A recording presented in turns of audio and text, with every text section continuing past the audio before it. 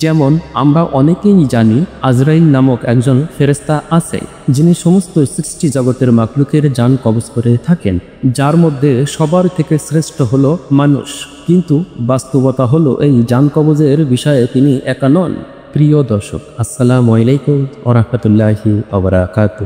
আশা করি সকলেই সুস্থ আছেন, ভালো আছেন। অন্তর্দৃষ্টি ইসলামিক 24 চ্যানেলের পক্ষ থেকে আপনাদেরকে স্বাগতম। আজ আমরা জানব প্রতিটি মানুষের মৃত্যুকালীন সময়ে ও প্রত্যেকের জান কবজের বিষয়ে গুরুত্বপূর্ণ আলোচনা, যা আমরা অনেকেই জানি না। তো আসুন আলোচনা করি। মহাবিশ্বের সৃষ্টিকর্তা মহান আল্লাহ রাব্বুল আলামিন তার অসীম কুদরতে এই সুন্দর পৃথিবী সৃষ্টি করেছেন। এই পৃথিবীটা তার অপরূপ সৃষ্টি কৌশলের এক উজ্জ্বল নিদর্শন, যেখানে প্রকৃতির সৃষ্টি প্রতিটা উপাদান মমতাময়ে সাজানো।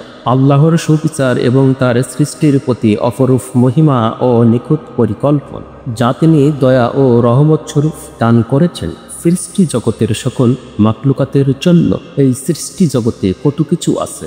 যেমন আমরা অনেকেই জানি আজরাইল নামক একজন ফেরেশতা আছে, যিনি সমস্ত সৃষ্টি জগতের মাখলুকের জান কবজ করে থাকেন, যার মধ্যে সবার থেকে শ্রেষ্ঠ হলো মানুষ।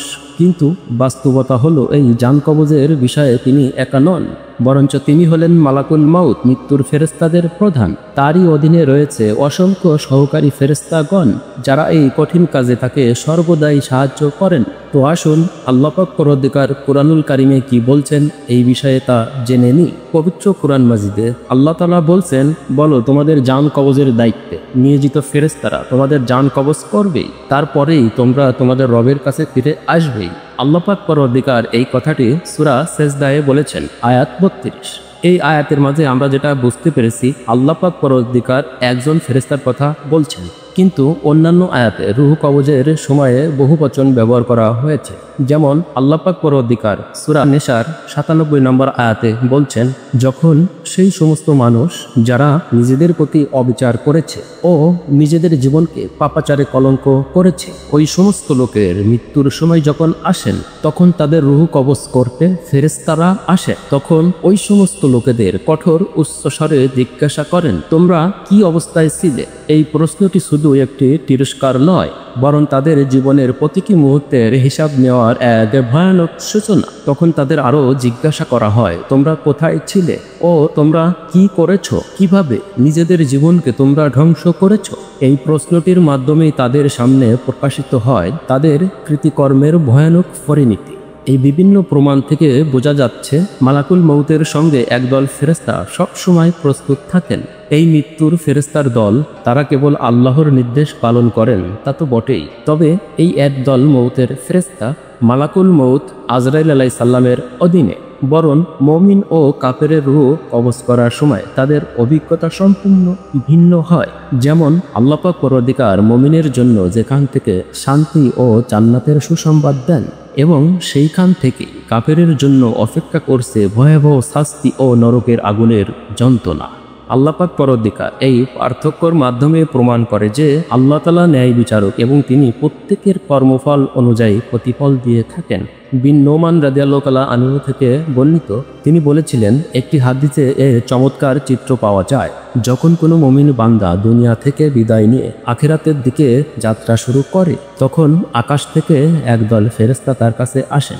সেই একদল ফেরেশতার চেহারা সূর্যের মতো উজ্জ্বল এবং তাদের কাছে থাকেন বেহেশতের কাফন ও সুগন্ধি। তারা সেই আখিরাতে যাওয়া ব্যক্তির থেকে কিছুটা দূরে অবস্থান করেন। এরপরেই আসেন মালাকুল মউত আজরাইল আলাইহিস সালাম। তিনি প্রত্যেক মুমিনের মাথার কাছে বসে বলেন, হে পবিত্র আত্মা, আল্লাহর ক্ষমা ও সন্তুষ্টির দিকে বেরিয়ে এসো।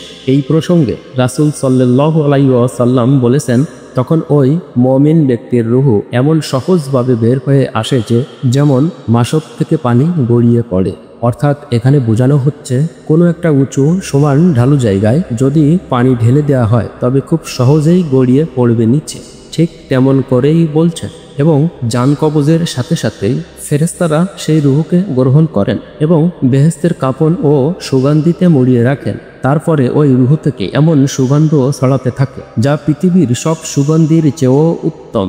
এভাবে করেই আল্লাহ পাক পরওয়ারদিগার তার মুমিন বান্দাকে সম্মান করে থাকেন। এবং অন্যদিকে আল্লাহ পাক পরওয়ারদিগার ফেরেশতাদের মাধ্যমে যা করে থাকেন সেইটা অত্যন্ত ভয়ানক। কাফের ও পাপাচারীর জান কবজ করার সময় পরিস্থিতি হয় খুবই ভয়ানক। তখন ভয়ঙ্কর পরিস্থিতি, তাদের সামনে আগমন করেন ভয়ঙ্কর দর্শন কালো চেহারার ফেরেশতার দল, যাদের পরনে থাকে আগুনের পোশাক। সেই দৃশ্য যেন নরকের আগুনের পূর্বাভাস দেয় তাকে। কাফের ও পাপাচারের রুহু বের করার সময় যে অসহ্য যন্ত্রণা হয় তা ভাষায় প্রকাশ করা অসম্ভব। তখন তাদের প্রতিটি নিঃশ্বাস যেন হয় আগুনের ফুলকি, তাদের মনে হয় প্রতিটা মুহূর্ত যেন অনন্তকাল নরকের সূচনা। সেই কষ্টকর যন্ত্রণাদায়ক মৃত্যু তাদের কৃতিকর্মের প্রতিফল স্বরূপ, যা তাদের জন্য অপেক্ষা করতে থাকা ভয়ানক পরিণতির ইঙ্গিত দেয়। এই ঘটনা থেকে আমরা যেটা বুঝতে পেরেছি, কাফের ও পাপাচারদের জন্য এই ভয়ানক শাস্তি মৃত্যুকাল। এই ঘটনা থেকে আমরা স্পষ্টভাবে যে কথাগুলি জানতে পেরেছি, মালাকুল মাউত একা নন, তিনি এক বিশাল পবিত্র কর্মকাজের প্রধান পরিচালক, যেখানে তার সঙ্গে প্রতিটি সৃষ্টি জীবের রুহ কবজের পিছনে রয়েছে একদল প্রাণ নিবেদিত ফেরেশতা, যারা আল্লাহর নির্দেশ পালনে সর্বদাই প্রস্তুত থাকেন। তাদের এই নিরস কাজের প্রচেষ্টা যেন এক ঐশ্বরিক প্রতিচ্ছবি। এই মহাজাগতিক প্রতিক্রিয়ায় প্রতিটি রুহু তার প্রাপ্য মর্যাদা পায়, যেখানে প্রতিপাল হয় আল্লাহর সুবিচার এবং তার সৃষ্টির প্রতি অপরূপ মহিমা ও নিখুঁত পরিকল্পনা, যা এত সুন্দর মহান সৃষ্টিকর্তার সুবিচারের এক অনুপম দৃষ্টান্ত। সুবহানাল্লাহ! মহাবিশ্বের সৃষ্টিকর্তা মহান আল্লাহ রব্বুল আলামিন তার অসীম কুদরতে এই সুন্দর পৃথিবী সৃষ্টি করেছেন। এই পৃথিবীটা তার অপরূপ সৃষ্টি কৌশলের এক উজ্জ্বল নির্দেশনা, যেখানে প্রকৃতির প্রতিটি উপাদান পরম মমতাময়ে সাজানো। সবুজ বনানী, নীল সমুদ্র, উঁচু পর্বতমালা, এই সব কিছুই যেন তার মহত্বের গুণগান গায়। এই সুন্দর তুচ্ছ পৃথিবীতে তিনি আমাদের বসবাসের জন্য সব কিছু দিয়েছেন, যেন আমরা তার সৃষ্টির সৌন্দর্য উপভোগ করে তার কৃতজ্ঞতা জানাই এবং সর্বদাই যেন তারই ইবাদতে মগ্ন হই। আল্লাহ রব্বুল আলামিন আমাদের সকলকে সেই তৌফিক দান করুন, আমিন। প্রিয় দর্শক, এতক্ষণ আপনারা যেখান থেকে দেখছিলেন অথবা শুনছিলেন, আমাদের আজকের পরিবেশনায় অন্তর্দৃষ্টি ইসলামিক 24 চ্যানেলের পক্ষ থেকে সত্য প্রকাশে বিস্ময়কর ঘটনা। আশা করি আজকের ঘটনাটি আপনাদের অনেক ভালো লেগেছে এবং জীবনের সঠিক পথ চলার জন্য কিছু গুরুত্বপূর্ণ কথা জানতে পেরেছেন। এই ছিল আমাদের আজকের আলোচনায়। মানুষ হিসেবে কথা বলতে গিয়ে যদি কোনো ভুল ভ্রান্তি বেয়াদবি হয়ে থাকে, তবে অবশ্যই আপনারা আমাকে ক্ষমার দৃষ্টিতে দেখবেন। আপনাদের উৎসাহ এবং ভালোবাসা আমাদের পথ চলার অনুপ্রেরণা জাগায়।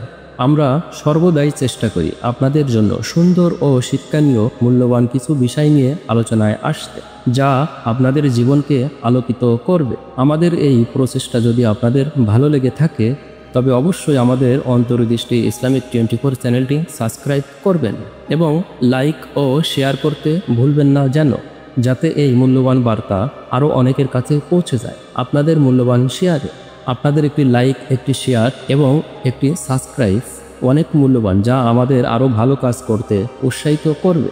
আমাদের সাথে থাকার জন্য অসংখ্য ধন্যবাদ।